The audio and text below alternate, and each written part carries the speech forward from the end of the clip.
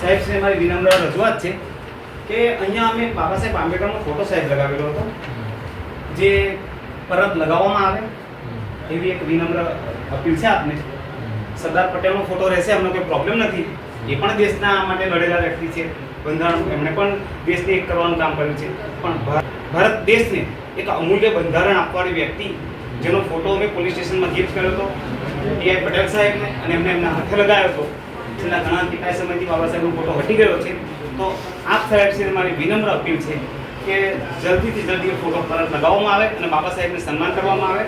જેમ કે દેશમાં જે રીતે સંવિધાન વિરોધી કામ થઈ રહ્યા છે, ચીફ જસ્ટિસ પર ચપ્પલ ફેંકવામાં આવે છે, બાબા સાહેબ આંબેડકર વિશે અભદ્ર ટિપ્પણીઓ કરવામાં આવે છે, અને આ રીતે પોલીસ સ્ટેશન સરકારી કચેરીમાં લાગેલા ફોટા હટી જાય છે, એ ખૂબ જ દુઃખદ છે. અને એ બાબતે મારી આપને રજૂઆત છે કે ફરી વખત સાહેબ આપશ્રીને મારી રજૂઆત ના કરવી પડે અને ત્વરિત તમે પગલાં લઈ અને આ ફોટો પરત લગાવો એટલી અપીલ છે. જય ભીમ.